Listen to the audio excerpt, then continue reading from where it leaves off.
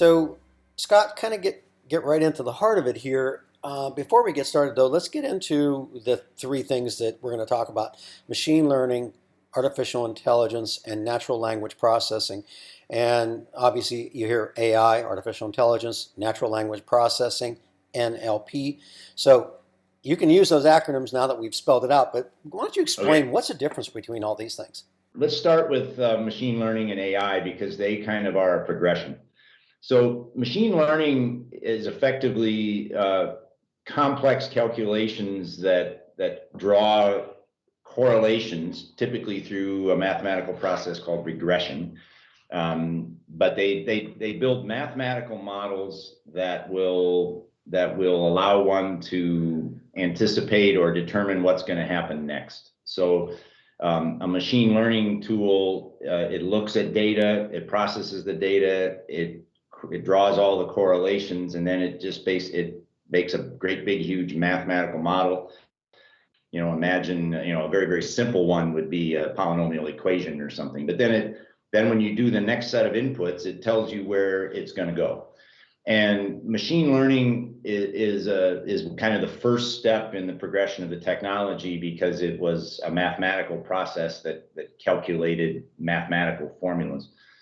But machine learning tools tend to be what they call deterministic, meaning that if you understand the model, or if you have the model, you put the same inputs in, you always know where they're going to go, where it's going to come out.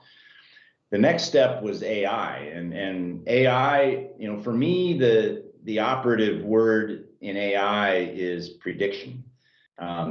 If you have a true AI platform, it's going to predict what it thinks is going to happen, and then you're either going to let it try and learn from it or not, right? And it's hard to think about learning by mistakes in medicine and finance, which is one of the reasons they're two of the later adopters of AI technology, because the consequences of learning from failure is more dramatic, right? So you have to be able to figure out, how do I learn and not make big mistakes, and so the way we think about it at Tamarack, we have what are called prediction machines.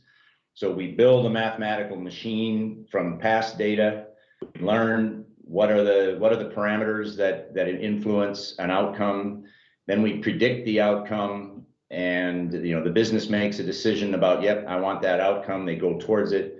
You then measure the outcome, and if you miss by a little bit, you adjust and you say, hey, we need to adjust the model, and basically you constantly learn from operations. And so most people are familiar with this with things like Amazon and Netflix, a lot of consumer learning models, very familiar, because every time you log in, they give you a whole bunch of ideas of what you should be watching and what you should like. And every time you see those, you kind of decide, well, do I really like those or not? And then they measure whether you like them or not by whether or not you click. So that's the outcome for them, is a click.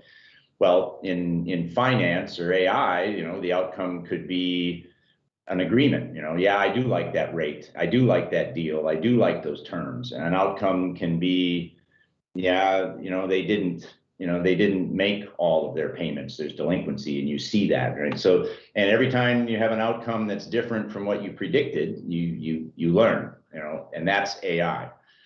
Then the last one, natural language processing, that's really all about gathering data. In today's world, most people think natural language processing might be Siri listening to what you say.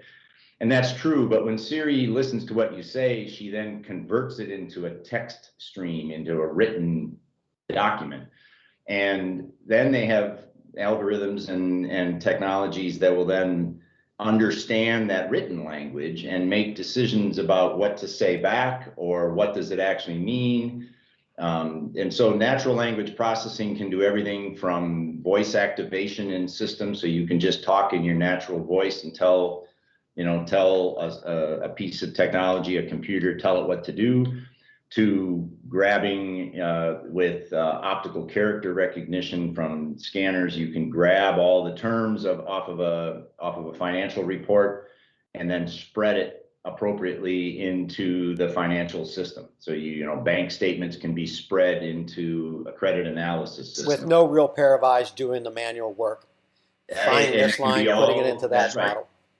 And typically AI is applied to these, AI is integrated with natural language processing, because every time the natural language processor tries something and misses, whether a human tells it misses or whether the outcome just misses, then there's an opportunity to say, hey, if you hear that, if you hear beer, it's not really beer, it's supposed to be deer or something. They learn, so there's a very natural, pardon the pun, opportunity for a learning system to go with with a natural language processing, because people don't speak the same. They have different syntax, different acronym or accents, and the same is true. That there is not a universal standard for bank statements, or even tax forms kind of start to get standard. They're easier to ingest than bank statements, for example.